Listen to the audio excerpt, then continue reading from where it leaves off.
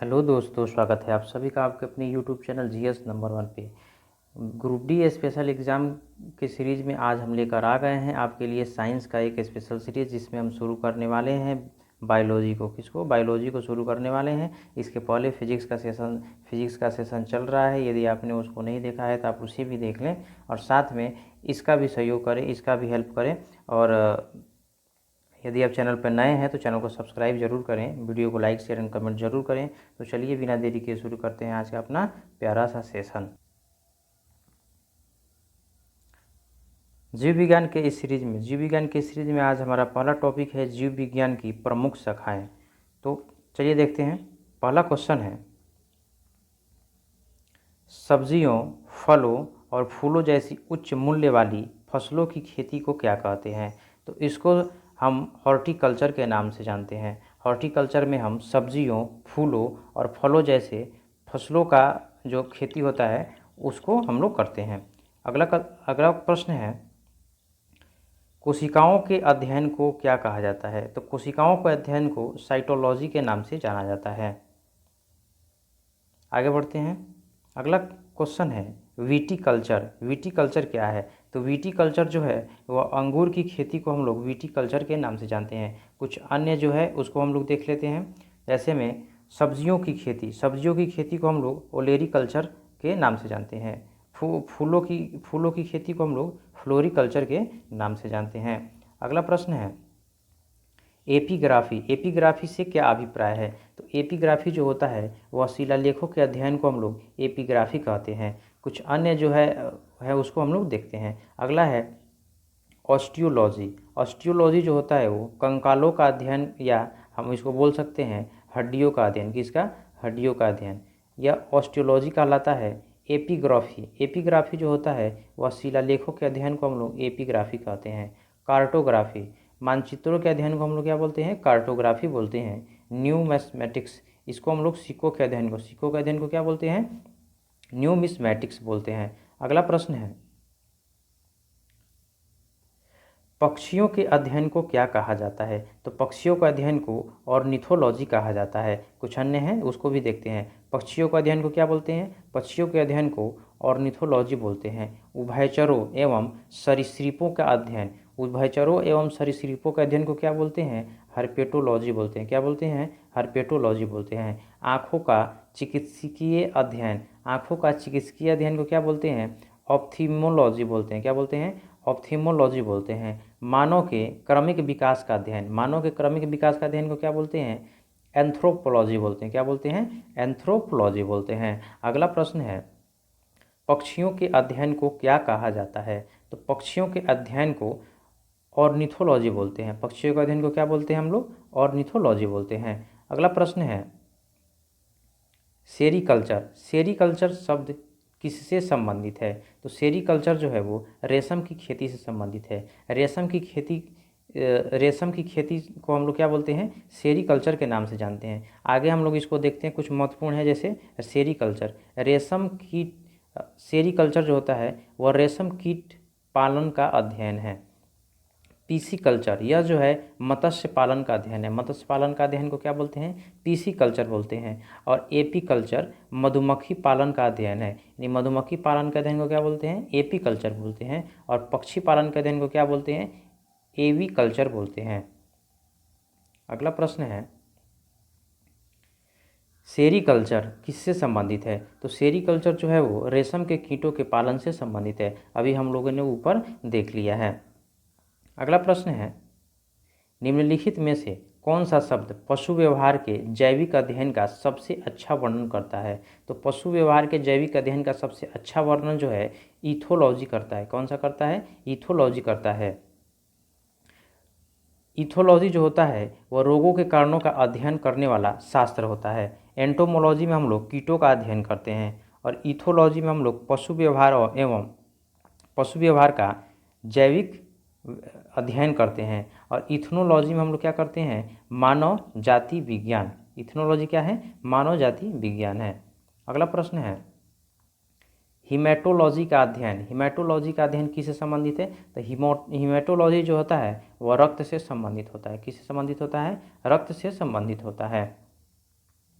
अगला प्रश्न है मार्फोलॉजी क्या है। मार्फोलॉजी जो होता है वह जीव की आकृति, उसकी संरचना और विशिष्ट संरचनात्मक गुणों का अध्ययन होता है। मॉर्फोलॉजी क्या होता है, जितने भी जीव हैं उन जीवों की आकृति, उनकी संरचना और विशिष्ट संरचना के गुणों का अध्ययन होता है मॉर्फोलॉजी। अगला प्रश्न है निम्नलिखित में से किसमें मनुष्य का अध्ययन होता है। तो एंथ्रोपोलॉजी जो होता है उसमें मनुष्यों का अध्ययन होता है।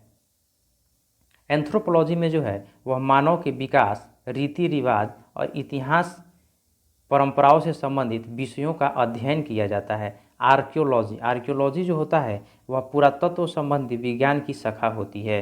पुरातत्व संबंधी विज्ञान की शाखा क्या बोलते हैं, आर्कियोलॉजी बोलते हैं। इक्थियोलॉजी जो होता है वो मछलियों का अध्ययन किया जाता है। इक्थियोलॉजी में किसका अध्ययन किया जाता है, मछलियों का अध्ययन किया जाता है।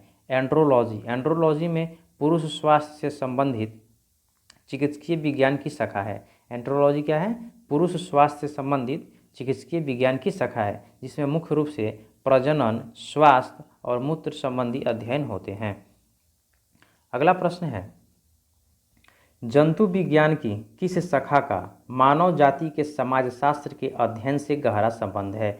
इसका सही आंसर ऑप्शन डी एंथ्रोपोलॉजी है। अभी हम लोग पढ़े हैं कि एंथ्रोपोलॉजी में मानव के उत्पत्ति या मानव के विकास से संबंधित अध्ययन किया जाता है। अगला प्रश्न है निषेचन, विकास, विभाजन और विभिन्नता का अध्ययन को किस नाम से जाना जाता है। इसको भ्रूण विज्ञान के नाम से जाना जाता है। भ्रूण विज्ञान में निषेचन, विकास, विभाजन और विभिन्नता का अध्ययन किया जाता है।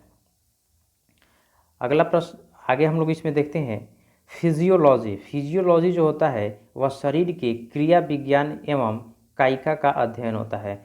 तो शरीर के क्रिया विज्ञान एवं कायिका का अध्ययन को क्या बोलते हैं, फिजियोलॉजी बोलते हैं। अनुवांशिकी जो होता है इसमें अनुवांशिकता तथा जीवों के विभिन्नताओं का अध्ययन किया जाता है। अनुवांशिकता एवं जीवों के विभिन्नताओं का अध्ययन किस में किया जाता है, तो अनुवांशिकी में किया जाता है। क्रमागत उन्नति क्या होता है, क्रम विकास अनुवांशिक लक्षणों के पीढ़ी दर पीढ़ी परिवर्तन का अध्ययन जो होता है वह क्रमागत उन्नति होता है। अगला प्रश्न है पौधों में बीमारियों का अध्ययन और वह तरीका जिससे पौधे विरोध करते हैं जिससे पौधे विरोध करते हैं या संक्रमण से सामना करते हैं क्या कहलाता है। तो उसको हम फाइटोपैथोलॉजी बोलते हैं। क्या बोलते हैं, फाइटोपैथोलॉजी।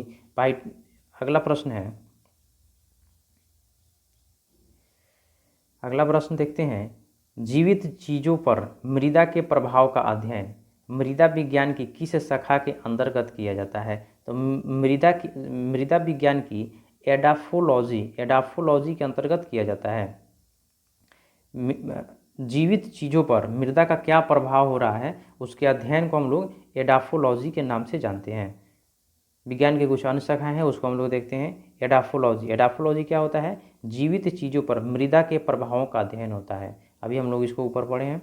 एंड्रोलॉजी क्या होता है, पुरुषों में बांझापन व यौन रोगों का अध्ययन होता है। पुरुषों में बांझापन व यौन रोगों का अध्ययन किस में होता है, एंड्रोलॉजी के अंतर्गत होता है। एग्रोबायोलॉजी क्या होता है, तो एग्रोबायोलॉजी में कृषि में पौधों का पोषण व जीवन का अध्ययन होता है। जो कृषि होता है उसमें पौधों का पोषण व उनके जीवन का अध्ययन किस में होता है, एग्रोबायोलॉजी में होता है। डेस्मोलॉजी क्या होता है, एनाटॉमी के अंतर्गत स्नायु बंध का अध्ययन होता है। अगला प्रश्न है निम्नलिखित में से शरीर विज्ञान एवं चिकित्सा की वह कौन सी शाखा है जो पुरुषों के विशिष्ट रोगों एवं स्थितियों से संबंधित है। इसका सही आंसर एंड्रोलॉजी होता है।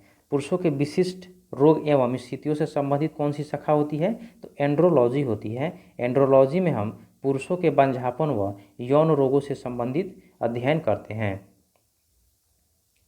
बायोइक्योलॉजी में प्राकृतिक वर्ण में रहने वाले जीवों के बीच अंतर संबंधों का अध्ययन किया जाता है। प्राकृतिक में रहने वाले जीवों के बीच अंतर संबंधों का अध्ययन किस में होता है, बायोइकोलॉजी में किया जाता है। एस्टाकोलॉजी क्या होता है, क्रेफिस का अध्ययन होता है। क्रेफिस का अध्ययन किस में होता है, एस्टाकोलॉजी में होता है। डेस्मोलॉजी क्या होता है, शरीर रचना के अंतर्गत स्नायु बंध का अध्ययन होता है, डेस्मोलॉजी। अगला प्रश्न है, निम्नलिखित में से चिकित्सा विज्ञान की कौन सी शाखा यकृत के उपचार व अध्ययन से संबंधित है? यानी जो यकृत के उपचार और यकृत के अध्ययन से संबंधित चिकित्सा विज्ञान की कौन सी शाखा है? तो वह है हेप्टोलॉजी। क्या होता है? हेप्टोलॉजी होता है। हेप्टोलॉजी के अंतर्गत जो है हम यकृत, पित्ताशय की थैली एवं अग्नाशय के साथ साथ उन विकारों का अध्ययन करते हैं, उनके विकारों का अध्ययन करते हैं। हेप्टोलॉजी में किसका अध्ययन करते हैं? यकृत और पित्ताशय और अग्नाशय के साथ साथ उनमें जो विकार होते हैं उनका भी अध्ययन किया जाता है। हेल्कोलॉजी में क्या किया जाता है? अल्सर का अध्ययन किया जाता है। अल्सर का अध्ययन किस में किया जाता है? हेल्कोलॉजी में किया जाता है। जीरिएंट्रिक्स में क्या किया जाता है? बुजुर्गों के स्वास्थ्य की देखभाल का अध्ययन किया जाता है। अगला प्रश्न है, जीवों के वर्गीकरण से संबंधित जीव विज्ञान की शाखा को क्या कहा जाता है? तो जीवों के वर्गीकरण से संबंधित जीव विज्ञान की शाखा को वर्गीकरण विज्ञान बोला जाता है। क्या बोला जाता है? वर्गीकरण विज्ञान बोला जाता है। जीवों के वर्गीकरण से संबंधित जीव विज्ञान की शाखा को वर्गीकरण विज्ञान बोला जाता है। यह जो है वह विभिन्न जातियों के जंतु और पौधों का अध्ययन होता है। क्या होता है? विभिन्न जातियों के जंतु और पौधों का अध्ययन होता है। सन 1735 ईस्वी में, कब? 1735 ईस्वी में कार्ल लिनियस ने अपनी पुस्तक सिस्टीमा नेचुरी के आधार पर क्या किया था? वर्गीकरण किया था। इसलिए लिनियस को वर्गीकरण का पितामह का कहा जाता है। आगे देखते हैं नेथोलॉजी। क्या? नेथोलॉजी। इसमें धार्मिक मानवीय प्रयास ईश्वर शक्ति का अध्ययन किया जाता है। शरीर रचना विज्ञान, एनाटॉमी। शरीर रचना विज्ञान में क्या होता है? शरीर रचना, शरीर के चीड़-फाड़ का अध्ययन किया जाता है एनाटॉमी में। किसमें? एनाटॉमी में। सौर विज्ञान क्या होता है? लिम्नोलॉजी बोलते हैं इसको, इंग्लिश में क्या बोलते हैं? लिम्नोलॉजी। इसमें जो है वह नदियों, झीलों, तालाबों एवं जलप्रपातों, आर्द्र भूमि और समुद्रों के अलग का जो समुद्र से अलग हैं उनका अध्ययन किया करते हैं। वैसे जलीय निकाय जो समुद्र से अलग हैं, जैसे नदी, झील, तालाब और जलप्रपातों, इनका अध्ययन किस में हम लोग करते हैं? सौर विज्ञान, या इसको हम लोग इंग्लिश में लिम्नोलॉजी बोलते हैं। अगला प्रश्न है, जंतु विज्ञान किसका अध्ययन है? तो जंतु विज्ञान जो है वो जानवरों के अध्ययन को हम लोग जंतु विज्ञान कहते हैं। अगला प्रश्न है, विज्ञान की एक शाखा जो जीवन या पृथ्वी से परे मौजूद जीवन की संभावनाओं से संबंधित है, उसको हम लोग क्या बोलते हैं? उसको हम लोग एक्सोबायोलॉजी बोलते हैं। वैसे जीवन जिसका अध्ययन पृथ्वी से बाहर के संभावनाओं पर किया जाता है उसको हम लोग एक्सोबायोलॉजी कहते हैं। एक्सोबायोलॉजी जो होता है वह विज्ञान की वह शाखा होती है जो जीवन या पृथ्वी से परे मौजूद जीवन की संभावनाओं से संबंधित होता है। अगला है एंटोमोलॉजी जो होता है इसके अंतर्गत हम लोग कीटों का अध्ययन करते हैं। और माइकोलॉजी जो होता है, माइकोलॉजी के अंतर्गत हम लोग कवकों का अध्ययन करते हैं। और जीवाश्म विज्ञान पैलियोएंटोलॉजी, इसके अंतर्गत जो है हम लोग प्राणियों और पादपों के अवशेषों का अध्ययन किया जाता है। अगला प्रश्न है, डैश तत्वों और मानव जैसी प्रजातियों जैसे कि बंदर, वानर, वनमानुष आदि के व्यवहारों का अध्ययन है। तो यह जो है वो प्राइमेटोलॉजी जो होता है वो तत्वों और मानव जैसे प्रजातियों जैसे कि बंदर या वनमानुष, इनके जो व्यवहार हैं उनके अध्ययनों को हम लोग क्या बोलते हैं? प्राइमेटोलॉजी के नाम से जानते हैं। प्राइमेटोलॉजी के अंतर्गत जो है हम लोग प्राणियों के व्यवहारों का अध्ययन करते हैं। और लोक वनस्पति जो है वनस्पति विज्ञान की वह शाखा है जिसमें हम लोग वनस्पतियों और लोगों के पारस्परिक संबंधों का अध्ययन करते हैं। वनस्पतियों और लोगों के पारस्परिक संबंधों का अध्ययन हम लोग किस में करते हैं? इंटोबोटनी में करते हैं। किसमें? लोक वनस्पतिकी में करते हैं। और एंथ्रोपोलॉजी जो होता है उसमें हम लोग मानव के विकास, रीति रिवाज, इतिहास और परंपराओं से संबंधित विषयों का क्या करते हैं? अध्ययन करते हैं। अगला प्रश्न है, निम्नलिखित में से कौन सा मकड़ियों का अध्ययन होता है? यानी मकड़ियों के अध्ययन को हम लोग किस नाम से जानते हैं? तो उसको आर्कोनोलॉजी के नाम से जानते हैं। किसके नाम से जानते हैं? आर्कोनोलॉजी के नाम से जानते हैं। विज्ञान की कुछ अन्य शाखाएं हैं, उसको भी हम लोग देखते हैं। आर्कोनोलॉजी जो होता है वह मकड़ियों का अध्ययन होता है। किसका अध्ययन? मकड़ियों का अध्ययन होता है। और एंथ्रोपोलॉजी जो होता है वो मानव की संस्कृति या सभ्यता का अध्ययन होता है। एपिकोलॉजी क्या होता है? वह मधुमक्खियों का अध्ययन होता है। मधुमक्खियों का अध्ययन को हम लोग क्या बोलते हैं? एपिकोलॉजी बोलते हैं। साइनोकोलॉजी क्या होता है? यह कुत्तों का अध्ययन होता है। कुत्तों का अध्ययन को क्या बोलते हैं? साइनोलॉजी बोलते हैं। कुत्तों का अध्ययन को क्या बोलते हैं? साइनोलॉजी बोलते हैं। अगला प्रश्न है सारोलॉजी क्या होता है? यह जो होता है वो छिपकलियों के अध्ययन को बोला जाता है। छिपकलियों के अध्ययन को क्या बोलते हैं? सोरोलॉजी बोलते हैं। आगे देखते हैं। और सर्पेंटोलॉजी किसका होता है अध्ययन? सर्पेंटोलॉजी में हम लोग सांपों का अध्ययन करते हैं। अगला प्रश्न है डैश लिखित दस्तावेज है जो एक मानव विज्ञानी संस्कृति का चित्रण दर्शाते अनुसंधान से तैयार किया गया है। इसका सही आंसर है, आगे देखते हैं, एंथ्रोलॉजी, एथनोग्राफी, माफ कीजिएगा, इसका सही आंसर है ऑप्शन ए एथनोग्राफी होता है। अगला प्रश्न है प्राचीन काल के जानवरों, पौधों एवं अन्य जीवों के संरक्षित अवशेषों या चिन्हों का अध्ययन क्या कहलाता है? इसको हम लोग जीवाश्म विज्ञान या पैलियोन्टोलॉजी के नाम से जानते हैं, जिसमें हम लोग प्राचीन काल के जानवरों, पौधों एवं अन्य जीवों के संरक्षित अवशेषों के बारे में हम लोग अध्ययन करते हैं। कुछ अन्य शाखाएं हैं, उसको हम लोग देखते हैं। नृविज्ञान यानी एंथ्रोपोलॉजी क्या होता है? मानव शास्त्र या मानव विज्ञान का अध्ययन होता है।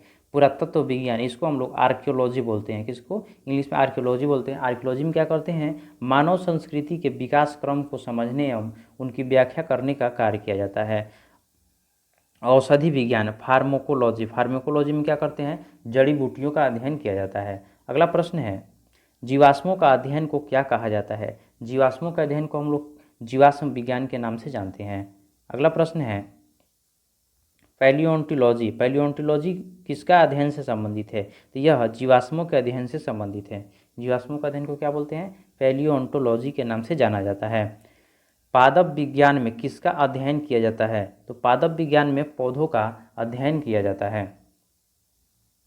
अगला प्रश्न है ऑन्कोलॉजी किस बीमारी के उपचार से संबंधित है? तो ऑन्कोलॉजी जो होता है वह कैंसर के बीमारियों से संबंधित होता है। कैंसर के बीमारियों से संबंधित अध्ययन को क्या बोलते हैं? ऑन्कोलॉजी बोलते हैं। अगला प्रश्न है ऑस्टियोपोरोसिस को, यह जो है उम्र संबंधित विकार है। कैसा विकार है? उम्र संबंधित विकार है, जिसमें अस्थियों के पदार्थों में कमी या अस्थि भंग की प्रबल संभावना होती है। मधुमेह जो होता है वह लंबी अवधि में उच्च रक्त शर्करा के स्तर को बढ़ोतरी होती है। यह अग्नाशय के बीटा कोशिका से व्याप्त इंसुलिन के उत्पादन नहीं होने के कारण होता है। अगला प्रश्न है कवक विज्ञान क्या है? कवक विज्ञान जो है वो कुकुरमुत्ता के अध्ययन को हम लोग कवक विज्ञान के नाम से जानते हैं। इसको हम लोग माइकोलॉजी भी बोलते हैं। माइकोलॉजी में हम लोग क्या करते हैं? कवकों का अध्ययन करते हैं। एपीकल्चर में हम लोग मधुमक्खियों का अध्ययन करते हैं। और सोरोलॉजी में छिपकलियों का अध्ययन किया जाता है। इख्तियोलॉजी में मछलियों का अध्ययन किया जाता है। और ऑर्निथोलॉजी में पक्षियों का अध्ययन किया जाता है। अगला प्रश्न है माइक्रोलॉजी डैश के अध्ययन से संबंधित है। माइक्रोलॉजी जो होता है वो कवक के अध्ययन के, माइकोलॉजी जो होता है वो किसके अध्ययन से संबंधित है? कवक के अध्ययन से संबंधित होता है। अगला प्रश्न है ओनेरियोलॉजी किसका अध्ययन है? यह जो है वो सपने, जो हम लोग सपना देखते हैं उसके अध्ययन को क्या बोलते हैं? ओनेरियोलॉजी बोला जाता है। अगला प्रश्न है टैक्सिकोलॉजी किसका अध्ययन है? तो टैक्सिकोलॉजी जो है वो जहर का अध्ययन है। जहर के अध्ययन को क्या बोलते हैं? टैक्सिकोलॉजी बोलते हैं। टैक्सोनॉमी मूल रूप से किससे संबंधित है? तो टैक्सोनॉमी जो है वो, आगे देखते हैं, टैक्सोनॉमी जो है वो वो जैव विविधता से संबंधित, किससे संबंधित है? जैव विविधता से संबंधित है। अगला प्रश्न है, बायोसिस्टमैटिक्स का उद्देश्य क्या है? बायोसिस्टमैटिक्स का उद्देश्य क्या है? इसका सही आंसर है ऑप्शन डी, अध्ययन के सभी क्षेत्रों में विभिन्न मानकों की समग्रता पर उनके विकासवादी इतिहास और उनके फाइलोजेनी का स्थापना के आधार पर जीवों का वर्गीकरण, इसको हम लोग बायोसिस्टमैटिक्स का उद्देश्य बोल सकते हैं। अगला प्रश्न है,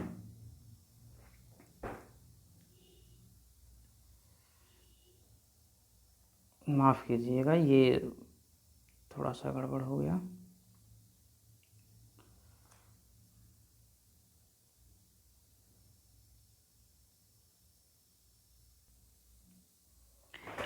अगला है, विभिन्न प्रकार के ऊतकों के अध्ययन को क्या कहा जाता है? तो ऊतकों के अध्ययन को हम लोग ऊतक विज्ञान के नाम से जानते हैं। अगला प्रश्न है, जानवरों के उनके पर्यावरण के साथ संबंधों के अध्ययन को क्या कहा जाता है? तो जानवरों के उनके पर्यावरण के साथ संबंधों के अध्ययन को इकोलॉजी के नाम से जानते हैं। हमारा अगला टॉपिक है कोशिका सिद्धांत, संरचना एवं कार्य, यानी कोशिका के जो सिद्धांत है उसको हम लोग देखेंगे, उसकी संरचना के बारे में देखेंगे और उसके कार्यों के बारे में देखे हैं। सबसे पहले हम लोग देखते हैं जंतु कोशिका। अगला प्रश्न है, रॉबर्ट हुक द्वारा कोशिका की खोज किस प्रकार की गई थी? तो रॉबर्ट हुक द्वारा कोशिका खोज जो है वो कॉर्क के निरीक्षण करते हुए किया गया था। किसका निरीक्षण करते हुए? कॉर्क का निरीक्षण करते हुए किया गया था।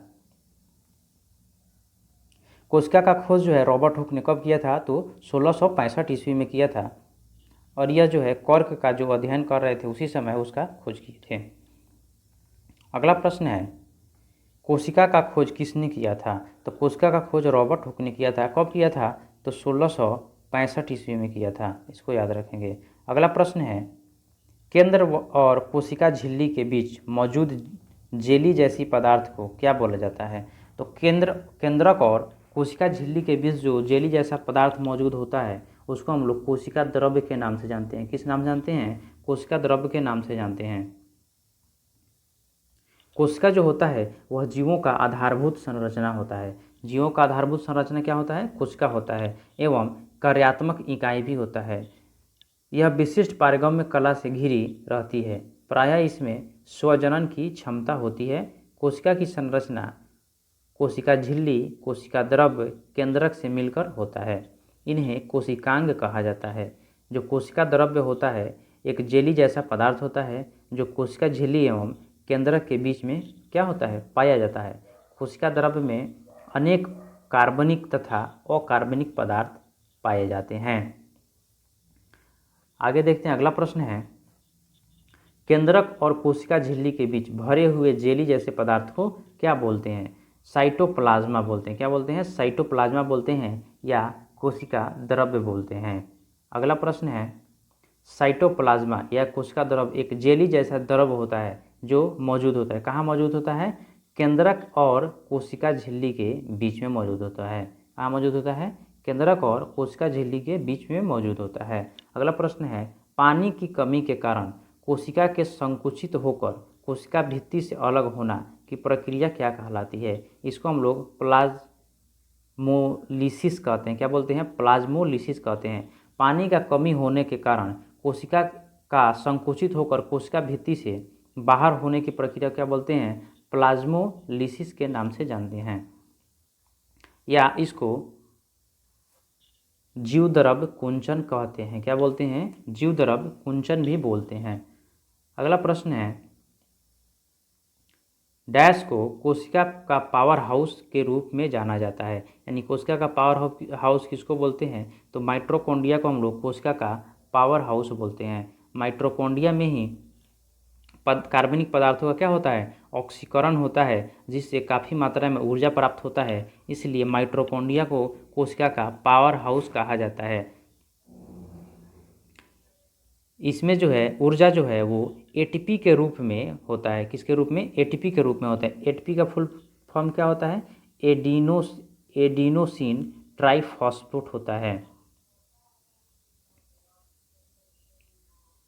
आगे इसमें देखते हैं, जो जीवाणु होते हैं और नील हरित शैवाल होते हैं उनको छोड़कर सभी सजीव पादप एवं जंतु कोशिका में माइटोकॉन्ड्रिया पाया जाता है। यानी माइटोकॉन्ड्रिया किसमें नहीं पाया जाता है, तो याद रखेंगे जीवाणु और नील हरित शैवाल, इन दोनों में क्या होता है, माइटोकॉन्ड्रिया नहीं पाया जाता है। और जो माइटोकॉन्ड्रिया होता है वहीं से कोशिका का श्वसन स्थल भी होता है, वह कोशिका का श्वसन स्थल होता है। कोशिका का श्वसन किससे होता है, माइटोकॉन्ड्रिया से होता है। कोशिका का पावर हाउस किसको बोलते हैं, माइटोकॉन्ड्रिया को बोलते हैं। और माइटोकॉन्ड्रिया में ऊर्जा किस रूप में बनता है, तो एटीपी के रूप में बनता है। और किस जीव में माइटोकॉन्ड्रिया नहीं पाया जाता है, तो जीवाणु और नील हरित शैवाल को छोड़कर बाकी सभी में माइटोकॉन्ड्रिया पाया जाता है। अगला प्रश्न है, कोशिका का वह बाह्यतम आवरण कौन सा है जो कोशिका के अवयवों को उसके बाह्य वातावरण से अलग करता है। यह जो है प्लाज्मा झिल्ली होता है, यह कोशिका का बाह्यतम आवरण होता है जो कोशिका के अवयवों को उसके बाह्य वातावरण से क्या करता है, अलग कर देता है। यह कोशिका। अगला प्रश्न है, इक्वेटोरिज्म प्लेट पर कोशिका के केंद्र में गुणसूत्रों का संरेख माइटोसिस किस चरण का गठन करता है। इसका सही आंसर ऑप्शन सी, मेटाफेज होता है। आगे बढ़ते हैं, अगला प्रश्न है, स्वतंत्र अस्तित्व के सक्षम जीव की सबसे छोटी इकाई क्या होती है। तो स्वतंत्र अस्तित्व के सक्षम जीव की सबसे छोटी इकाई जो होता है वह कोशिका होता है। क्या होता है, कोशिका होता है। अगला प्रश्न है, जीवन की मूलभूत इकाई क्या होती है। तो जीवन की मूलभूत इकाई कोशिका होती है। आगे बढ़ते हैं, अगला प्रश्न है, पुटिकाओं में प्रोटीन और लिपिड के परिवहन, संशोधन और पैकेजिंग के लिए निम्नलिखित में से कौन सा कोशिकांग उत्तरदायी होता है। यह गोल्जी काय होता है। गोल्जी काय जो होता है वह वेसल्स में प्रोटीन और लिपिड के परिवहन, संशोधन व पैकेजिंग के लिए क्या होता है, जिम्मेवार होता है। अगला प्रश्न है, निम्न में से कौन सी झिल्ली संयोजी थैली पाचक एंजाइम से भरी होती है। तो लाइसोसोम जो होता है वो संयोजी थैली पाचक के एंजाइम से भरा होता है। लाइसोसोम के बारे में कुछ जान लेते हैं। लाइसोसोम का खोज किसने किया था, लाइसोसोम का खोज डे डुबे ने किया था। कब किया था, तो 1955 ईस्वी में किया था। ये अधिकतर जंतु कोशिकाओं में मुख्य रूप से एंजाइम अभिक्रिया करने वाली कोशिकाएं हो, जैसे अग्नाशय, यकृत, मस्तिष्क और गुर्दे आदि में पाया जाता है। लाइसोसोम जो है वो सूक्ष्म गोल एक हरी झिल्ली से घिरी होती है। कैसी झिल्ली से घिरी होती है, एक हरी झिल्ली से घिरी हुई होती है तथा पाचक एंजाइमों से भरी थैली जैसी संरचना होती है। इसका सबसे प्रमुख कार्य जो होता है वह बाहरी पदार्थ का भक्षण व पाचन करना होता है। इसे आत्मघाती थैली के नाम से भी जाना जाता है। तो लाइसोसोम का खोज किसने किया था, डी डुबे ने किया था। कब किया था, तो 1955 ईस्वी में किया था। और इसको अन्य किस नाम से जानते हैं, तो आत्मघाती थैली के नाम से जानते हैं। अगला प्रश्न है, निम्नलिखित कोशिकांगों में से किसे कोशिका की आत्मथैली कहा जाता है। तो लाइसोसोम को कोशिका का आत्मथैली कहा जाता है। और इसका खोज कब हुआ था, तो 1955 ईस्वी में किया गया था। किसने किया था, तो डी डुबे ने किया था, याद रखेंगे। अगला प्रश्न है, राइबोसोम बनाते हैं। राइबोसोम क्या बनाते हैं, तो प्रोटीन। राइबोसोम क्या बनाते हैं, प्रोटीन बनाते हैं। राइबोसोम के बारे में कुछ हम लोग जानते हैं। राइबोसोम एक जटिल संरचना होती है जो सभी जीवित कोशिकाओं में पाया जाता है और ये अंतःप्रजालिका जो होता है उससे जुड़ा हुआ रहता है। और ये हरित लवक, केंद्रक एवं माइटोकॉन्ड्रिया में भी पाया जाता है। कहाँ कहाँ पाया जाता है, हरित लवक, केंद्रक एवं माइटोकॉन्ड्रिया में भी यह पाया जाता है। राइबोसोम जो होता है वो प्रोटीन संश्लेषण नामक प्रक्रिया में एमिनो एसिड से प्रोटीन बनाते हैं। अगला प्रश्न है, प्रोटोप्लाज्म शब्द किसने गढ़ा था। तो प्रोटोप्लाज्म शब्द जो होता है वह किसने गढ़ा था। इसका सही आंसर है ऑप्शन बी, प्रोटोप्लाज्म शब्द किसने गढ़ा था, तो पुरकिंजे ने गढ़ा था। किसने गढ़ा था, जोहान्स इवांजेलिस्ट पुरकिंजे ने गढ़ा था। अगला प्रश्न है, डैश कोशिका की एक प्रकार की अवशिष्ट निस्तारण प्रणाली है। वे किसी भी बाह्य सामग्री के साथ साथ खराब हो चुके कोशिकांगों को पचाकर कोशिका को साफ रखने में मदद करता है। तो यह जो होता है लाइसोसोम होता है। कौन सा होता है? लाइसोसोम होता है। अगला प्रश्न है, निम्नलिखित में से कौन सा ऑर्गेनल किसी भी बाह्य सामग्री को पचाकर कोशिका को साफ रखने में सहायता प्रदान करता है? तो वही क्वेश्चन है जो इसके पहले हम लोग देखे हुए हैं। इसका सही आंसर है लाइसोसोम होता है। अगला प्रश्न है, निम्नलिखित में से कौन सा कथन असत्य है? तो आइए इसको देखते हैं। पादप कोशिकाओं में जंतु कोशिकाओं की तुलना में छोटी रिक्तियाँ पाई जाती हैं। यह बिल्कुल गलत है, ऐसा नहीं होता है। अगला प्रश्न है, अगला पॉइंट है, पादप कोशिकाएं सामान्यतः जंतु कोशिकाओं से बड़ी होती है। यह बिल्कुल सही है। जंतु कोशिकाओं में लवक नहीं पाया जाता है। यह बिल्कुल सही है। पादप कोशिकाओं में कोशिका भित्ति पाई जाती है, परंतु जंतु कोशिका में नहीं पाई जाती है। यह भी बिल्कुल सही है, यानी ऑप्शन ए जो है वो गलत है। पादप और जंतु कोशिका में कुछ अंतर हम लोग देख लेते हैं। पादप कोशिका जो है वो आकार में पादप कोशिका जंतु कोशिका से क्या होता है? बड़ा होता है। पादप कोशिका जंतु कोशिका से आकार में क्या होता है? बड़ा होता है। और जो सेलुलोज होता है, सेलुलोज से बनी कोशिका भित्ति पाई जाती है। कोशिका भित्ति किस में पाई जाती है? पादप कोशिका में पाई जाती है, जबकि जंतु कोशिका में यह अनुपस्थित होती है। पादप में जो राजधानी होती है वह बड़ी होती है, जबकि जंतु में राजधानी जो होता है वह बहुत ही छोटा एवं अस्थायी होता है।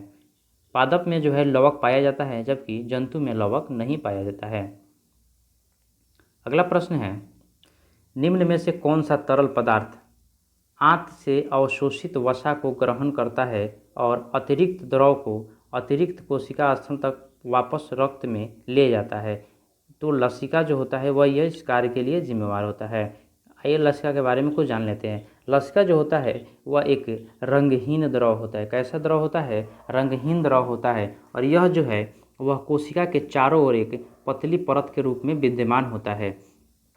इस द्रव में लिम्फोसाइट होते हैं। क्या होता है? इस द्रव में लिम्फोसाइट होता है जो शरीर की प्रतिरक्षा अनुक्रिया के लिए उत्तरदायी होता है। यानी जो शरीर का प्रतिरक्षा अनुक्रिया होता है उसके लिए कौन सा जिम्मेवार होता है? लिम्फोसाइट जिम्मेवार होता है। और यह किस में पाया जाता है? यह लसिका में पाया जाता है। और लसिका कहाँ होता है? कोशिका के चारों तरफ होता है। और यह कैसा द्रव है? तो एक रंगहीन द्रव है। लसिका पोषक पदार्थ, हार्मोन्स आदि का संवहन भी करता है। यह आंत में उपस्थित लैक्टियल वसा को अवशोषित करता है तथा अतिरिक्त द्रव को अतिरिक्त कोशिका स्थान से वापस रक्त में ले जाता है।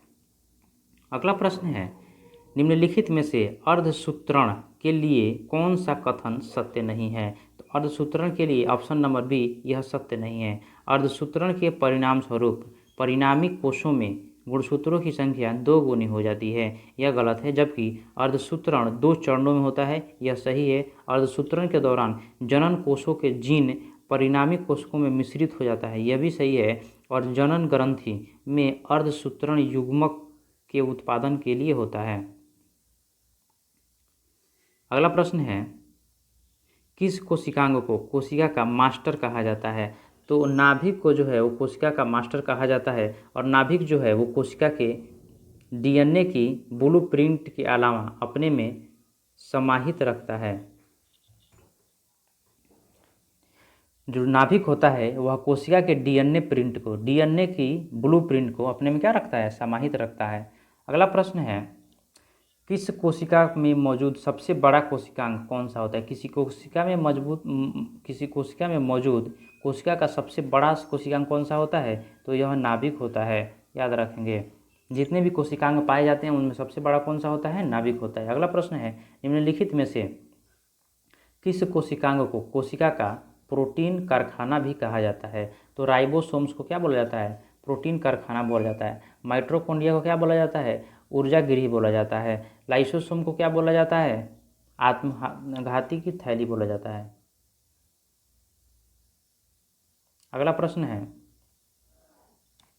निम्नलिखित में से कौन सा कोशिकांग केवल पशु कोशिका में पाया जाता है? तो लाइसोसोम जो होता है वह केवल पशु कोशिका में पाया जाता है।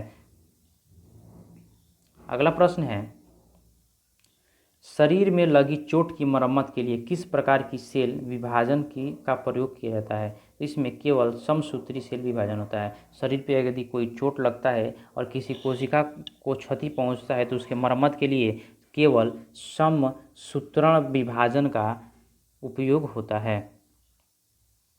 अगला प्रश्न है, एक पशु के शरीर की सबसे बड़ी कोशिका इनमें से कौन सी है? तो पशु की शरीर की सबसे बड़ी कोशिका जो है वो न्यूरॉन्स है।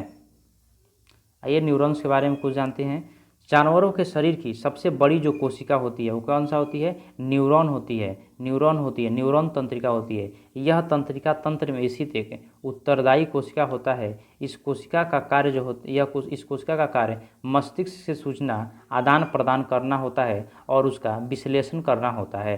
तंत्रिका कोशिका में कोशिका विभाजन नहीं होता है, जिससे इसके नष्ट होने पर दोबारा प्राप्त नहीं किया जा सकता है, किंतु इसे स्टेम कोशिका द्वारा ही प्राप्त किया जा सकता है।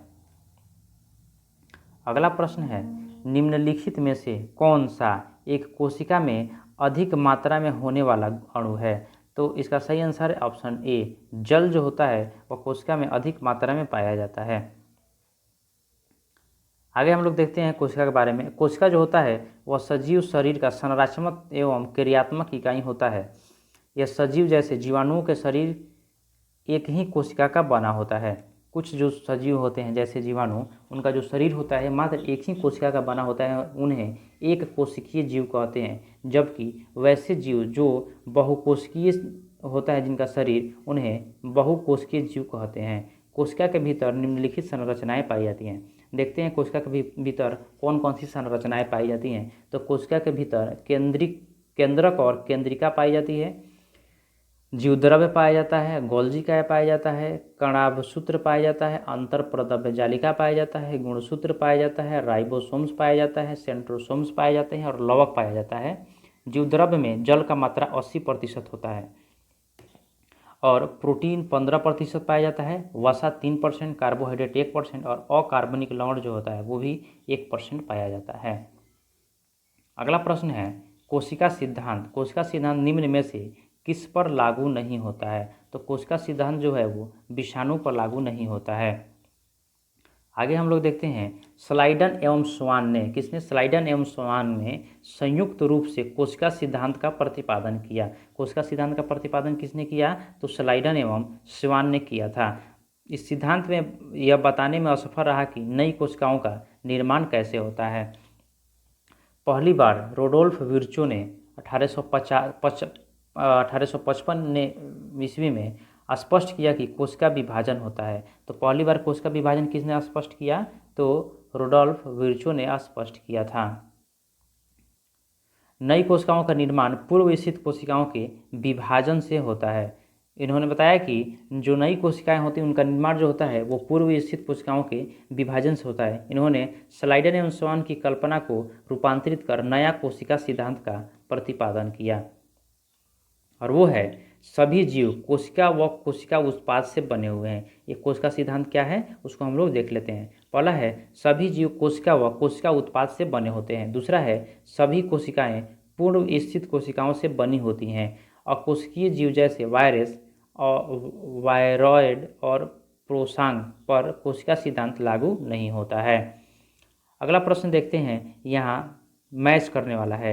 तो लाइसोसोम को हम लोग किस नाम से जानते हैं? इसको आत्महत्या की थैली के नाम से जानते हैं। डीएनए क्या होता है? डीएनए गुणसूत्र होता है। और माइटोकॉन्ड्रिया क्या होता है? इसको हम लोग पावर हाउस के नाम से जानते हैं। आगे हम लोग देखते हैं, कोशिका प्रकार्यात्मक क्रियाओं का नियंत्रण कौन करता है? कोशिका प्रकार्यात्मक क्रियाओं का नियंत्रण कौन करता है? तो जो केंद्रक होता है वह कोशिका का फंक्शनल क्रियाओं का क्या करता है? नियंत्रण करता है। आगे देखते हैं, सूत्री विभाजन के चरण का नाम बताइए जिसके दौरान विभाजित सेल के गुणसूत्र मध्य रेखा पर स्थित होते हैं। यह जो होता है वह क्या होता है? यह मेटाफेज होता है। क्या होता है? मेटाफेज होता है। अगला प्रश्न है, अगला हमारा टॉपिक है पादप कोशिका। अभी हम लोग जंतु कोशिका के बारे में पढ़े हैं और दूसरा हमारा टॉपिक क्या है? पादप कोशिका। इसमें हम लोग पादप कोशिका के बारे में विस्तृत डिस्कशन करेंगे। पहला क्वेश्चन है, पादप कोशिकाओं की भित्तियाँ जो होती हैं वो किस चीज़ की बनी होती हैं? तो पादप कोश की भित्तियाँ जो होती है वह सेलुलोज की बनी होती है। अगला प्रश्न है, पौधों में कोशिका भित्ति का निर्माण करने वाला जटिल कार्बोहाइड्रेट को क्या कहा जाता है? जो पौधे होते हैं वो पौधों की कोशिका भित्ति का निर्माण करने वाला जटिल कार्बोहाइड्रेट का क्या नाम है? तो उसको हम लोग सेलुलोज बोलते हैं, या ये भी बोल सकते हैं जो कोशिका भित्ति होता है उसका निर्माण सेलुलोज से होता है। अगला प्रश्न है, कौन सा कोशिकांग प्रकाश संश्लेषण के दौरान प्रकाश ऊर्जा का उपयोग करता है? तो प्रकाश संश्लेषण के दौरान प्रकाश ऊर्जा का उपयोग जो है वो हरित लवक करता है। कौन सा करता है? हरित लवक करता है। आगे देखते हैं हरित लवक के बारे में।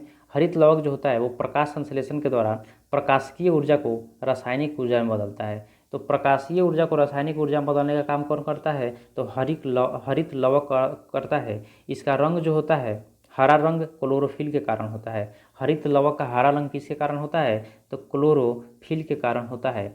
हरित लवक एक प्रकार का कोशिकांग है जो पादप एवं शैवाल की कोशिका में पाया जाता है। ये पौधों में भोजन निर्माण में सहायक होता है और इसी कारण हरित लवक को कोशिका का रसोई घर कहा जाता है। तो कोशिका का रसोई घर किसको बोला जाता है? हरित लवक को बोला जाता है। हरित लवक का हरा रंग किसके कारण होता है? तो क्लोरोफिल के कारण होता है। हरित लवक किसमें पाया जाता है? तो पादप एवं शैवालों में पाया जाता है। अगला प्रश्न है, क्लोरोफिल में निम्न में से कौन सा तत्व उपस्थित होता है? तो क्लोरोफिल में जो मैग्नीशियम तत्व होता है वह उपस्थित होता है। अगला प्रश्न है, निम्नलिखित में से क्या केवल पादप कोशिका में पाया जाता है? केवल पादप कोशिका में क्या पाया जाता है? जो लवक होता है वह केवल पादप कोशिका में पाया जाता है। जो लवक होता है वो केवल पादप कोशिका में पाया जाता है और यह दोहरी झिल्ली से घिरा हुआ रहता है, जबकि लाइसोसोम जो होता है वह एकहरी झिल्ली से घिरा हुआ रहता है। इसमें अपना डीएनए और राइबोसोम होता है। यह 3 प्रकार का होता है। जो लवक होता है कितने प्रकार का होता है? 3 प्रकार का होता है। आइए उन तीनों प्रकार को हम लोग देखते हैं। पहला होता है क्लोरोप्लास्ट। क्लोरोप्लास्ट जो होता है वह हरा रंग का वर्णक होता है। किस रंग का होता है? हरा रंग का वर्णक होता है और यह प्रकाश संश्लेषण में सहायता करता है। और क्रोमोप्लास्ट जो होता है वह रंगीन लवक होता है। कैसा लवक होता है? रंगीन लवक होता है जिसमें जैंथोफिल एवं कैरोटीन वर्णक होते हैं। जैंथोफिल लाल रंग के लिए जिम्मेवार होता है और कैरोटीन जो है वो नारंगी रंग के लिए। मिर्च या टमाटर के हरे से लाल रंग में परिवर्तन क्लोरोप्लास्ट के क्रोमोप्लास्ट में परिवर्तन के कारण होता है। और अगला है वह ल्यूकोप्लास्ट है। कौन सा है? ल्यूकोप्लास्ट है। यह जो होता है वह रंगहीन प्लास्टिड होता है जो मुख्य रूप से एक पादप कोशिका में खाद्य पदार्थों को संग्रहित करने का कार्य करता है। यानी खाद्य पदार्थों को संग्रहित करने का काम कौन करता है? तो ल्यूकोप्लास्ट करता है।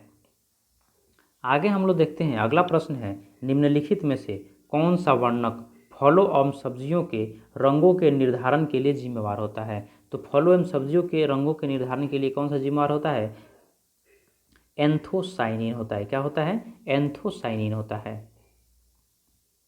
आगे हम लोग देखते हैं, फल एवं सब्जियों के रंगों का निर्धारण किसके कारण होता है? एंथोसाइनिन के कारण होता है। एंथोसाइनिन जो होता है वो जामुन, प्याज, अनार, अंगूर, टमाटर, चाकोबेरी आदि के में पाया जाता है। जबकि जो हीमोसाइनिन होता है, कौन सा? हीमोसाइनिन जो होता है, हीमोसाइनिन वह रक्त को नीला बनाता है। रक्त को नीला कौन बनाता है? हीमोसाइनिन बनाता है, जिसमें लौह के बजाय तांबा मौजूद है। ऑक्टोपस, मकड़ी, केकड़ों और बिच्छू में जो पाया जाता है।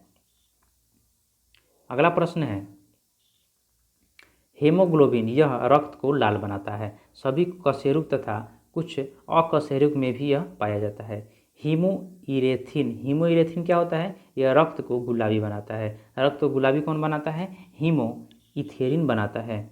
अगला प्रश्न है, पौधों में पाया जाने वाला नीला, बैगनी या लाल फ्लेवोनाइड्स वर्णक किसकी उपस्थिति के कारण होता है? तो यह जो होता है वो एंथोसाइनिन के कारण होता है। किसके कारण होता है? एंथोसाइनिन के कारण होता है। अगला प्रश्न है, निम्नलिखित में से कौन सा कोशिका अंग पादप कोशिका में पाया जाता है किंतु पशु कोशिका में नहीं पाया जाता है? जो क्लोरोप्लास्ट जो होता है वह केवल पादप कोशिका में पाया जाता है और यह जंतु कोशिका या पशु कोशिका में नहीं पाया जाता है। आगे देखते हैं। अगला प्रश्न है, निम्नलिखित में से कौन सा निम्नलिखित में से कौन सा घटक पत्तियों को हरा रंग प्रदान करता है? तो पत्तियों को हरा रंग प्रदान करने वाला घटक जो होता है वह क्लोरोफिल होता है, क्लोरोफिल। अगला प्रश्न है, उस वर्णक का नाम बताइए जिसकी वजह से पौधों का रंग हरा होता है। पौधों का रंग हरा किसी कारण होता है? तो वह क्लोरोफिल के कारण होता है। अगला हमारा टॉपिक है उत्तक। कौन सा है? उत्तक। उत्तक में हम लोग देखेंगे जंतु उत्तक। जंतु उत्तक। पहला प्रश्न है, हमारे शरीर में वसा संचरण उत्तक कौन सा होता है? तो हमारे शरीर में जो है एडिपोज उत्तक जो होता है वो क्या करता है? वसा संचायक उत्तक होता है। एडिपोज उत्तक कैसा उत्तक होता है? वसा संचायक उत्तक होता है। हमारे शरीर में वसा का संचायन कौन करता है? एडिपोज उत्तक करता है। यह विभिन्न कोशिकाओं के मिलने से उत्तक का निर्माण होता है। इस उत्तक का निर्माण कैसे होता है? विभिन्न कोशिकाओं के निर्माण से होता है। वसा उत्तक दो प्रकार का होता है। कितने प्रकार का होता है? दो प्रकार का, एरियोलर और एडिपोज होता है। अगला प्रश्न है, उत्तक क्या होता है? उत्तक क्या होता है? इसका सही आंसर है ऑप्शन डी, वे कोशिकाएं जो मूल रूप से दिखने में और कार्य करने में समान होती हैं उन्हें उत्तक कहा जाता है। आगे देखते हैं, उन कोशिकाओं के समूह को जिसकी उत्पत्ति और संरचना समान होती है, जो एक विशेष कार्य करने के लिए विशेषज्ञता प्राप्त होता है, उनको क्या कहा जाता है? तो अभी हम लोग पढ़े हैं, उनको उत्तक बोलते हैं। क्या बोलते हैं? उत्तक बोलते हैं। अगला प्रश्न है, रक्त और हड्डियों डैश के उदाहरण है। रक्त जो और हड्डी जो होता है वह संयोजी उत्तक का उदाहरण होता है। रक्त और हड्डी किसका उदाहरण होता है? संयोजी उत्तक का उदाहरण होता है। और एक और याद रखेंगे, जो उत्तकों का अध्ययन होता है वह हम लोग किस में करते हैं? हिस्टोलॉजी में करते हैं। उत्तकों का अध्ययन किस में करते हैं हम लोग? हिस्टोलॉजी में करते हैं। आगे देखते हैं, मनुष्यों में एक संयोजी उत्तक के उदाहरण को पहचानें। तो जो हड्डी होता है वह एक संयोजी उत्तक होता है। साथ में जो रक्त होता है वह भी एक संयोजी उत्तक होता है। अगला प्रश्न है, निम्नलिखित में से कौन सा एक संयोजी उत्तक है? तो वही क्वेश्चन है, सेम हड्डी। अगला प्रश्न है, डैश संयोजी उत्तक है। तो रक्त जो होता है वह संयोजी उत्तक होता है। अगला प्रश्न है, रक्त किस प्रकार के उत्तक का उदाहरण है? तो सेम क्वेश्चन, संयोजी उत्तक का उदाहरण है। अगला प्रश्न क्या है, रक्त क्या है? तो रक्त एक संयोजी उत्तक है। हमारे शरीर की हड्डियों में कौन सा उत्तक पाया जाता है? तो हमारे शरीर की हड्डियों में संयोजी उत्तक पाया जाता है। आगे बढ़ते हैं, हमारा अगला प्रश्न है, मुंह की परत डैश से बनी होती है। मुंह का परत जो होता है वो पपड़ीदार उपकला, किससे? पपड़ीदार उपकला से बना होता है। आगे देखते हैं, हमारा अगला प्रश्न है, हमारे शरीर में कई अंग हैं, निम्नलिखित में से कौन सा अंग सबसे बड़ा होता है? तो जो त्वचा होता है वह सबसे बड़ा अंग होता है। हमारे शरीर का सबसे बड़ा अंग जो होता है क्या होता है? त्वचा होता है। जबकि मानव शरीर का सबसे बड़ा ग्रंथि कौन सा होता है? तो यकृत होता है। याद रखेंगे, शरीर का सबसे बड़ा अंग जो अगर पूछे तो त्वचा होता है, और इस जिसे एपिडर्मिस भी क्या बोलते हैं? एपिडर्मिस भी कहते हैं। और जो सबसे बड़ा ग्रंथि अगर पूछे तो वह यकृत होता है। अगला प्रश्न है,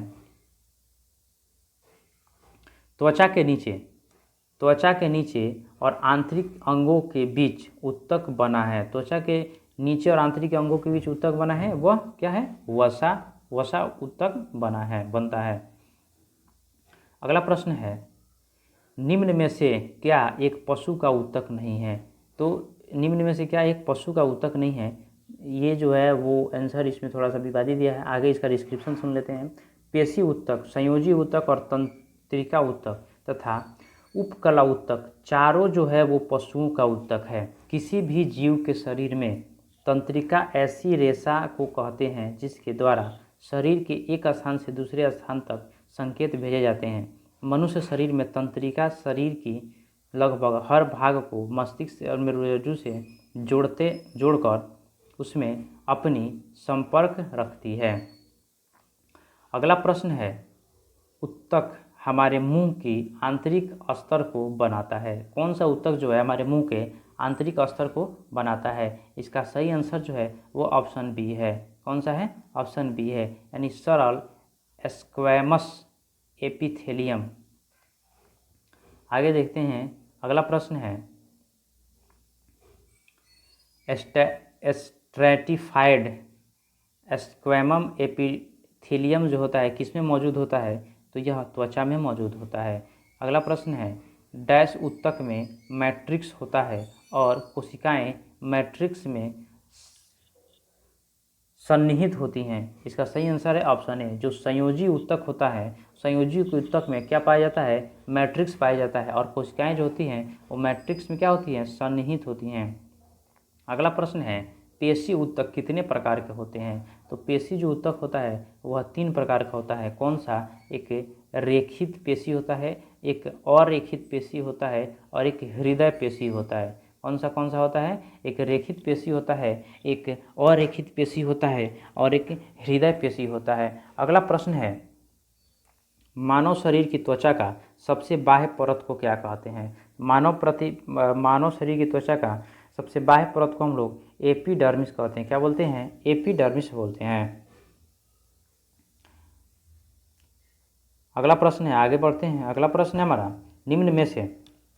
निम्न में से कौन सा हिस्सा मानव त्वचा का सबसे बाहरी हिस्सा होता है। तो मानव त्वचा का सबसे बाहरी हिस्सा को हम लोग एपिडर्मिस के नाम से जानते हैं। अगला प्रश्न है निम्नलिखित में से संयोजी ऊतक नहीं है, तो कौन सा संयोजी ऊतक नहीं है, तो तंत्रिका कोशिका जो होता है वह संयोजी ऊतक नहीं होता है, जबकि अस्थि, रक्त और उपास्थि यह तीनों जो है वो संयोजी ऊतक होता है। आगे देखते हैं स्क्वैमम एपिथेलियम ऊतक फेफड़ों के एल्वेलाइन और जानवरों के अन्य हिस्सों में पाया जाता है जहां संकुचन और विश्राम होता है। जहां एक अस्थायी संकुचन और विश्राम होता है वहां पे कौन से ऊतक पाए जाते हैं, तो स्क्वैमस एपिथेलियम ऊतक पाया जाता है। अगला प्रश्न है किस प्रकार की कोशिका से त्वचा बनी है, तो किस प्रकार की कोशिका से त्वचा बनी है, तो अधिचर्म कोशिका। अधिचर्म कोशिका से क्या बनी है, त्वचा बनी है। अगला प्रश्न है डैश ऊतक के प्रकार ग्रंथियां बनाते हैं, तो जो एपिथेलियम ऊतक होता है वह क्या बनाता है, ग्रंथियां बनाती है। अगला आगे देखते हैं जंतु के शरीर को ढकने या बाह्य रक्षा प्रदान करने वाले ऊतक को उपकला ऊतक कहते हैं। यानी जो जंतु के शरीर होता है उसको ढकता है या उसके बाह्य रक्षा प्रदान करता है उसको हम लोग क्या बोलते हैं, उसको उपकला ऊतक बोलते हैं। त्वचा, मुंह, आहार नाल, रक्तवाहिनी नली का स्तर, फेफड़ों की कुपिका और विकक नली, इन सभी में कौन से ऊतक पाया जाता है, तो उपकला ऊतक पाया जाता है। घनाकार उपकला ऊतक वृक्कीय नली एवं लार ग्रंथि के नली के स्तर का निर्माण करता है। आगे देखते हैं अगला प्रश्न है जंतु कोशिकाओं में वृक्क को यांत्रिक समर्थन प्रदान करने के लिए डैश एपिथेलियम इसकी आंतरिक परत निर्माण करता है। इसका सही आंसर है ऑप्शन ए, आयत फलकी। अगला प्रश्न है डैश ऊतक के प्रकार ग्रंथियां बनाते हैं, तो जो एपिथेलियम होता है, एपिथेलियम ऊतक होता है वे क्या बनाती हैं, वे ग्रंथियों का निर्माण करती हैं। हिस्टामिन स्रावक कोशिकाएं डैश में पाई जाती हैं, तो हिस्टामिन स्रावक कोशिकाएं जो होती है वह संयोजी ऊतक में पाया जाता है। संयोजी ऊतक में कैसी कोशिकाएं पाई जाती हैं, तो हिस्टामिन स्रावक ऊतक पाया जाता है।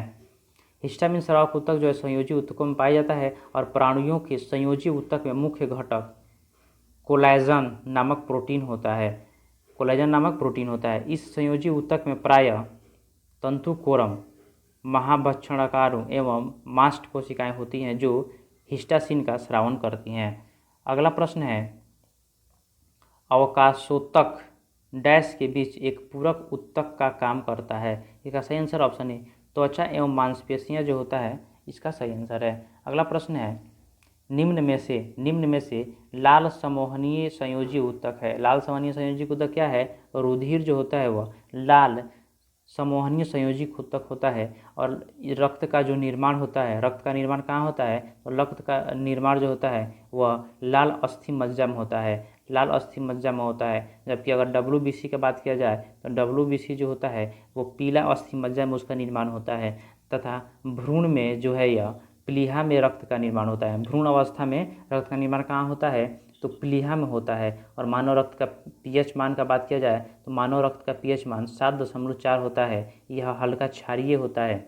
इसका रंग जो होता है कैसा होता है, लाल होता है। और यह चिपचिपा सा, जल से कुछ भारी, अपारदर्शी एवं संवहनीय संयोजी उत्तक भी संवहनीय संयोजी उत्तक होता है। अगला प्रश्न है, डैश उत्तक ग्रंथियों का निर्माण करता है। ग्रंथियों का निर्माण कौन करता है, तो यह जो होता है वह संयोजिक उत्तक होता है। अगला प्रश्न देखते हैं हम लोग, सॉरी माफ़ कीजिएगा, जो ग्रंथियों का निर्माण करने वाला उत्तक होता है उसको हम लोग वाहिका कहते हैं। क्या बोलते हैं, वाहिका जो होता है, वाहिका उत्तक जो होता है वो क्या करता है, ग्रंथियों का निर्माण करता है। आगे देखते हैं, अगला प्रश्न है, अगला हमारा टॉपिक है पादप उत्तक। कौन सा, पादप उत्तक। इससे पहले हम लोग कौन सा देखे हैं, जंतु उत्तक देखे हैं। अगला प्रश्न है, निम्न में से कौन सा पशु उत्तक प्रकार नहीं है। पशु उत्तक प्रकार नहीं है। इसका सही आंसर ऑप्शन है मेरिस्मेटिक उत्तक। मेरिस्मेटिक उत्तक जो है वो पशु उत्तक का प्रकार नहीं है, जबकि त्वचीय उत्तक, पेशीय उत्तक और संयोजी उत्तक ये सब क्या है, पशु उत्तक का प्रकार है। आगे देखते हैं, जंतुओं के शरीर में उपकला उत्तक, संयोजी उत्तक एवं पेशीय उत्तक आदि पाया जाता है। मैस्मेटिक्स उत्तक पौधों में पाया जाता है। मैस्मेटिक्स उत्तक किसमें पाया जाता है, पौधों में पाया जाता है। और यह पादप उत्तक का एक प्रकार होता है। पादप उत्तक जो होता है वो मुख्यतः कितने प्रकार का होता है, पादप उत्तक जो होता है वह 2 प्रकार का होता है, जिसको हम लोग विभाज्योत्तक बोलते हैं और अस्थायी उत्तक बोलते हैं। क्या बोलते हैं, विभाज्योत्तक बोलते हैं और अस्थायी उत्तक बोलते हैं। अगला प्रश्न है, किसी पौधे का कौन सा भाग पौधे की जड़ों से पौधों के शेष भागों में जल परिवहन करता है। तो जल परिवहन का कार्य जो होता है वो जाइलम उत्तक करता है। जाइलम उत्तक जो होता है पौधे के जड़ों से पौधों के शेष भागों तक पानी पहुंचाने का कार्य करता है। जाइलम उत्तक जो होता है एक पादप उत्तक होता है। किस प्रकार का, पादप उत्तक होता है, जटिल अस्थायी उत्तक होता है। अगला प्रश्न है, पौधों का कौन सा हिस्सा पानी और खनिज के परिवहन को सक्षम करता है, तो वही जाइलम होता है। अगला प्रश्न है, मृदुत्तक और स्थूल उत्तक डैश उत्तकों के प्रकार हैं। तो मृदुत्तक और स्थूल उत्तक जो होता है वो सरल अस्थायी उत्तक का प्रकार होता है। सरल अस्थायी उत्तक जो होता है यह 3 प्रकार का होता है। सरल अस्थायी उत्तक कितना प्रकार का होता है, 3 प्रकार का होता है। कौन कौन सा, पेरेनकाइमा, पेरेनकाइमा और एस्केलेरेनकाइमा और कॉलेनकाइमा। क्या, कॉलेनकाइमा होता है। अगला प्रश्न है, पादप उत्तकों के संबंध में इनमें से कौन सा कथन गलत है। इसका सही आंसर ऑप्शन डी है। जाइलम में सामग्री दोनों दिशाओं में स्थानांतरित हो सकती है, यह गलत है। जबकि जाइलम जल और खनिज का परिवहन करता है, बिल्कुल सही है। जाइलम जो होता है और फ्लोएम वह जटिल उत्तक है, यह भी सही है। फ्लोएम भोजन को पत्तियों से पौधों के अन्य भागों तक पहुंचाता है, यह भी बिल्कुल सही है। अगला प्रश्न है, डैश उत्तक संवहन पुल बनाते हैं। तो जाइलम और फ्लोएम जो होता है वह संवहन पुल बनाते हैं। आगे देखते हैं, अगला प्रश्न है, निम्न में से कौन सा उत्तक युग्म संवहनी बंडल का गठन करता है। तो संवहनी बंडल का गठन कौन करता है, तो जाइलम और फ्लोएम करता है। अगला प्रश्न है, फ्लोएम डैश के अतिरिक्त निम्नलिखित में से अन्य सभी से मिलकर बना होता है। फ्लोएम जो किससे मिलकर बना होता है, फ्लोएम वाहिका जो होता है वह फ्लोएम का हिस्सा नहीं होता है। जबकि चलनी नालिका, सहकोशिका और फ्लोएम तंतु यह क्या होता है, यह फ्लोएम का हिस्सा होता है, जबकि फ्लोएम वाहिका उसका हिस्सा नहीं होता है। अगला प्रश्न है, कौन सा अस्थायी उत्तक एक पौधे को कठोर और मजबूत बनाता है। एक पौधे को कठोर और मजबूत कौन सा बनाता है, एस्केलेरेनकाइमा। कौन सा, एस्केलेरेनकाइमा जो होता है वह पौधे को कठोर और मजबूत बनाता है। अगला प्रश्न है, निम्नलिखित में से कौन सा पौधों की बाह्य त्वचा का कार्य नहीं है। तो पौधों की बाह्य त्वचा का कार्य नहीं है। इसका सही आंसर है ऑप्शन डी, प्रकाश संश्लेषण करना। प्रकाश संश्लेषण करना। अगला प्रश्न है, अस्थायी उत्तकों के निर्माण के लिए एक अस्थायी संरचना, आकार और क्रिया अपनाने की प्रक्रिया को क्या कहा जाता है। तो इसको विभेदन कहा जाता है। अगला प्रश्न है, डैश की कोशिकाएं कानों पर अनियमित रूप से मोटी होती हैं। इसका सही आंसर है ऑप्शन ए, स्थूल कण ऊतक जो होता है यानी कोलेनकाइमा जो होता है उसकी जो कोशिकाएं होती हैं वो कानों पर अनियमित रूप से मोटी होती हैं। अगला प्रश्न है पौधों में लचीलापन। पौधों में लचीलापन ऊतक के कारण होता है। किस ऊतक के कारण होता है? तो यह जो है कोलेनकाइमा ऊतक के कारण पौधों में लचीलापन होता है, जबकि स्क्लेरेनकाइमा के ऊतक के कारण पौधों में क्या होता है? कठोरता आती है और मजबूती आती है। अगला प्रश्न है निम्नलिखित में से किन ऊतकों में कोशिकाएं जीवित होती हैं, लंबी और कोनों पर अनियमित रूप से स्थूल होती हैं? यह जो होता है कोलेनकाइमा में होता है। अगला प्रश्न है कोलेनकाइमा ऊतक की कोशिकाएं डैश के कोनों पर मोटी होती है। डैश के कोनों पर मोटी होती है, तो यह जो है सेलुलोज और पैक्सिन के कोनों पर क्या होता है? मोटी होती है। अगला प्रश्न है डैश ऊतक में कोशिकाएं जीवित, लंबी और कोनों पर अनियमित रूप से मोटी होती हैं, तो यह भी इसका भी आंसर कोलेनकाइमा हो जाएगा। अगला प्रश्न है सीव ट्यूब और सह कोशिकाएं मुख्य रूप से डैश के संचरण के लिए उत्तरदायी होती हैं। तो पौधों में भोजन के संचरण के लिए कौन सा उत्तरदायी होती है? सीव ट्यूब और सह कोशिकाएं जो होती हैं वो पौधों में भोजन के संचरण के लिए क्या होता है? उत्तरदायी होता है। अगला प्रश्न है डैश के जमाव के कारण दृढ़ ऊतक की कोशिकाएं भित्तियां मोटी होती हैं। तो लिग्निन के जमाव के कारण जो होता है वो दृढ़ ऊतक की कोशिकाएं क्या होती है? मोटी होती हैं। अगला प्रश्न है डैश के कारण स्क्लेरेनकाइमा कोशिकाओं की दीवार मोटी होती है। लिग्निन जो होता है, लिग्निन के कारण स्क्लेरेनकाइमा कोशिकाओं की दीवारें क्या होती है? मोटी होती हैं। अगला प्रश्न है निम्न में से कौन सा विकल्प तने और जड़ों के शीर्ष पर पाया जाता है? तने एवं जड़ों के शीर्ष पर कौन सा पाया जाता है? शीर्ष विभाज्योतक पाया जाता है। और यह जो है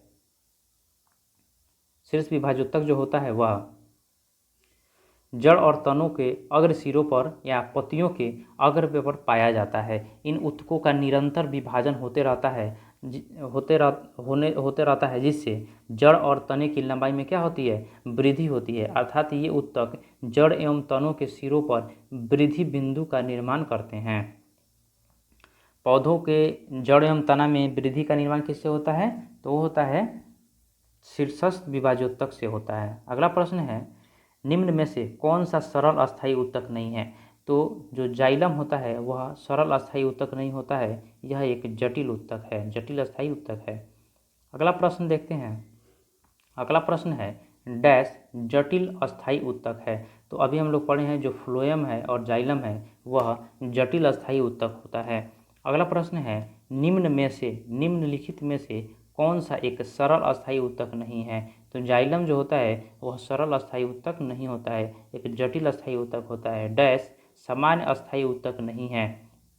जो जाइलम है वह सामान्य अस्थायी ऊतक नहीं है, जबकि दृढ़ ऊतक यानी स्क्लेरेनकाइमा और मृदु ऊतक पैरेनकाइमा और स्थूलकोण ऊतक कोलेनकाइमा जो होता है वह अस्थायी ऊतक होता है। अगला प्रश्न है निम्नलिखित में से कौन सा एक सरल अस्थायी ऊतक नहीं है? जो जाइलम होता है वह सरल अस्थायी ऊतक नहीं होता है। अगला प्रश्न है निम्नलिखित में से कौन सा ऊतक मुख्य रूप से मृत कोशिकाओं से बना होता है?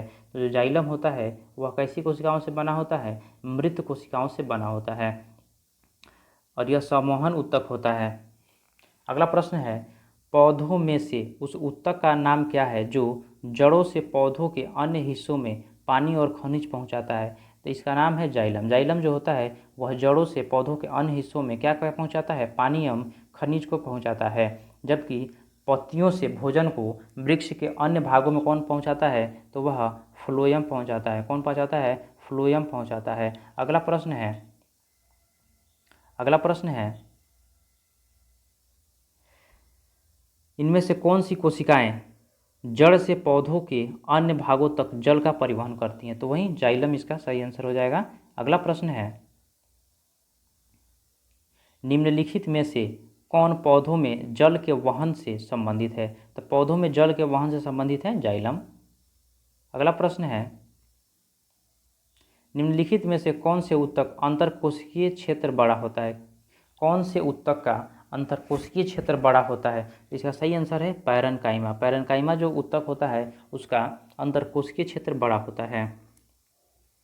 अगला प्रश्न है, पौधों के तने में छल्लों के रूप में पाए जाने वाली आकृति जो उनके वृद्धि में सहायक होता है, निम्न में से कौन से उत्तक होते हैं? तो यह जो होता है वो लेटरल मेरिस्मेटिक उत्तक होता है। क्या होता है? लेटरल मेरिस्मेटिक उत्तक होता है, यानी पार्श्व विभाज्योत्तक होता है। क्या होता है? इसको हिंदी में हम लोग पार्श्व विभाज्योत्तक बोलते हैं। निम्नलिखित में से, अगला प्रश्न है, निम्नलिखित में से कौन सा उत्तक जड़ों से खाद्य पदार्थों का परिसंचरण करता है? इसका सही आंसर है बी, जाइलम। आगे बढ़ते हैं और हमारा अगला प्रश्न है, डैश उत्तक। डैश उत्तक की कोशिकाएं अलग अलग प्रकार के अस्थायी उत्तक बनाने के लिए पृथक होती हैं। तो इसका सही आंसर ऑप्शन सी, विभाज्योत्तक जो उत्तक होती हैं वह कोशिकाएं जो अलग अलग प्रकार के अस्थायी उत्तक बनाने के लिए पृथक होती हैं। अगला प्रश्न है, अस्थायी उत्तक डैश के अंतर्गत वर्गीकृत किया जाता है। तो अस्थायी उत्तक जो होता है वो मेरिस्मेटिक यानी विभाज्योत्तक के अंतर्गत वर्गीकृत किया जाता है। अस्थायी उत्तक को हम लोग किस में वर्गीकृत करते हैं? तो विभाज्योत्तक के अंतर्गत उसको वर्गीकृत करते हैं। अगला प्रश्न है, मेरिस्मेटिक उत्तक। कौन सा? मेरिस्मेटिक उत्तक एक विशेष भूमिका निभाते हैं और अपने विभाजित करने की क्षमता को त्याग देते हैं और तब वे जो है वो अस्थायी उत्तक बन जाते हैं। कौन सा उत्तक बन जाते हैं? अस्थायी उत्तक बन जाते हैं। अगला प्रश्न है, डैश उत्तक एकमात्र पादप उत्तक है जो कोशिका विभाजन द्वारा नई कोशिकाओं का उत्पादन करता है। यह जो है विभाज्योत्तक या मेरिस्मेटिक उत्तक जो होता है वह कोशिका विभाजन द्वारा नई कोशिकाओं का निर्माण करता है। अगला प्रश्न है, रूट टिप या शूट टिप में कौन सा उत्तक पाया जाता है? रूट टिप या शूट टिप में विभाज्योत्तक उत्तक पाया जाता है। अगला प्रश्न है, अंतर्वेशी विभाज्योत्तक। अंतर्वेशी विभाज्योत्तक पाया जाता है, कहाँ पाया जाता है? तो यह पत्तियों के तल में पाया जाता है। अगला प्रश्न है, डैश के कारण जड़ और तने के घेरे में वृद्धि होती है। जड़ और तने के घेरे में किसके कारण वृद्धि होती है? तो वह पार्श्व विभाज्योत्तक के कारण उसमें वृद्धि होती है। अगला प्रश्न है, एक पौधे के तने या जड़ का घेरा किसके कारण बढ़ता है? तो वह जो है वो लेटरल मेरिस्टेम के कारण होता है। किसके कारण? लेटरल मेरिस्टेम के कारण बढ़ता है। अगला प्रश्न है, तने या जड़ का घेरा। तने या जड़ का घेरा जो होता है वह पार्श्व यानी लेटरल विभाज्योत्तक के कारण बढ़ता है। अगला प्रश्न है, अग्रग्रस्त शीर्षस्थ। अग्रग्रस्त या शीर्षस्थ मेरिस्टेम। मेरिस्टेम जो होता है वह डैश के शीर्ष पर पाया जाता है। यह जो है वह तना और जड़ों के शीर्ष पर क्या होता है? पाया जाता है। अगला प्रश्न है, पौधों में प्राथमिक वृद्धि सब इससे होती है। पौधों में प्राथमिक वृद्धि किससे होती है? इसका सही ऑप्शन बी। बी में है डी और सी और डी। सी में क्या है? अंतर्वेशी विभाज्योत्तक और शीर्ष विभाज्योत्तक। इन दोनों के कारण ही पौधों में प्राथमिक वृद्धि होती है। अगला प्रश्न है, एरियोलर उत्तक अंगों के डैश स्थान भरता है। इसका आंसर होगा ऑप्शन नंबर ए। इसका आंसर क्या है? Option number A. जो एरियोलक उत्तक होता है वह अंगों के अंदर के स्थान भरता है और आंतरिक अंगों को सहारा देता है और उत्तकों का मरम्मत करता है। आगे बढ़ते हैं और अगला क्वेश्चन है, निम्न में से कौन से पौधों के उत्तक कोशिका विभाजन में सक्षम है? तो कोशिका विभाजन में कौन सा उत्तक सक्षम है? तो विभाज्योत्तक जो है वो कोशिका विभाजन में सक्षम। अगला प्रश्न है, निम्नलिखित में से किस अस्थायी उत्तक में कोशिका मृत होती है? तो जो एस्क्लेरेन्काइमा होता है इसमें कोशिकाएं क्या होती है? मृत होती हैं। अगला प्रश्न है, डैश उत्तक मृत कोशिकाओं के संयोग से बना होता है। तो जो एस्क्लेरेन्काइमा होता है वह मृत कोशिकाओं के संयोग से बना होता है। अगला प्रश्न है, नारियल की छाल का निर्माण किस उत्तक से होता है? तो नारियल की छाल का निर्माण जो होता है वो एस्क्लेरेन्काइमा उत्तक के निर्माण से होता है। अगला प्रश्न है, किस प्रकार का उत्तक नारियल का भूसी बनता है? तो नारियल का भूसी जो है एस्क्लेरेन्काइमेटिक मेटस फाइबर का बना होता है। अगला प्रश्न है, डैश उत्तक का निर्माण मृत कोशिकाओं के संयोग से होता है। तो मृत कोशिकाओं के संयोग से किसका निर्माण होता है? तो वह एस्क्लेरेन्काइमा उत्तक का निर्माण होता है। अगला प्रश्न है, डैश की कोशिकाएं मृत होती हैं। तो जो दृढ़ उत्तक होती हैं, दृढ़ उत्तक उनकी कोशिकाएं जो होती हैं वो मृत होती हैं। अगला प्रश्न है, निम्न में से किस उत्तक में कठोर कोशिका भित्ति पाई जाती है? तो कठोर कोशिका भित्ति किस में पाया जाता है? एस्क्लेरेन्काइमा में पाया जाता है। अगला प्रश्न है वनस्पति ऊतक का डैश परिपक्वता पर जीवित प्रोटोप्लाज्मा धारण नहीं करता है। इसका सही आंसर है ऑप्शन सी दृढ़ ऊतक। अगला प्रश्न है साधारण अस्थायी ऊतक के 3 प्रकार हैं। साधारण अस्थायी ऊतक के 3 प्रकार हैं, वो कौन कौन से हैं? तो वो हैं पैरेन्काइमा, कोलेनकाइमा और स्क्लेरेन्काइमा। अगला प्रश्न है किस प्रकार के ऊतक में एक समान कार्य करने वाले विभिन्न प्रकार की कोशिकाएं पाई जाती हैं? तो जटिल जो ऊतक होती हैं उनमें एक समान कार्य करने वाले विभिन्न प्रकार की कोशिकाएं पाई जाती हैं। अगला प्रश्न है पादप कोशिका भित्ति किससे बनी होती है? तो पादप कोशिका भित्ति जो होता है वह सेलुलोज और पैक्टिन के बना होता है। किसका बना होता है? सेलुलोज और पैक्टिन का बना होता है। और कोशिका के अध्ययन को हम लोग क्या बोलते हैं? कोशिका के अध्ययन को हम लोग साइटोलॉजी के नाम से जाना जाता है। और कोशिका भित्ति जो होता है वो केवल पादप कोशिका में पाया जाता है। अगला प्रश्न है पौधों में फ्लोएम का कार्य क्या होता है? पौधों में जो फ्लोएम का कार्य होता है वो खाद्य पदार्थों का प्रवाह करना होता है। अगला प्रश्न है पौधों के सभी भागों में भोजन पहुंचाता है। पौधों के सभी भागों में कौन भोजन पहुंचाता है? तो फ्लोएम पहुंचाता है। अगला प्रश्न है पौधों में फ्लोएम जो होता है वो डैश के परिवहन के लिए उत्तरदायी होता है। तो यह भोजन के परिवहन के लिए उत्तरदायी होता है। अगला प्रश्न है डैश में पतली कोशिका भित्ति के साथ अपेक्षाकृत अवशिष्ट कोशिकाएं होती हैं। तो यह जो है वो पैरेन्काइमा में जो होता है वह पतली कोशिका भित्ति के साथ अपेक्षाकृत अवशिष्ट कोशिकाएं भी पाई जाती हैं। अगला प्रश्न है डैश में कोशिकाओं को ढीला पैक किया जाता है ताकि बड़े अंतःक्रिया रिक्त स्थान मिल सकें। इसका सही आंसर है ऑप्शन ए मृदुतक। अगला प्रश्न है डैश में पतली कोशिका भित्ति के साथ अपेक्षाकृत गैर विशिष्ट कोशिकाएं पाई जाती हैं। इसका सही आंसर है पैरेन्काइमा। अगला प्रश्न है अधिक अंतरकोशिकीय प्रसार के लिए डैश कोशिकाएं विरल रूप में संचरित होती हैं। अधिक अंतरकोशिकीय प्रसार के कारण जो होता है वह पैरेन्काइमा जो कोशिकाएं होती हैं वो विरल रूप में संचरित रहती हैं।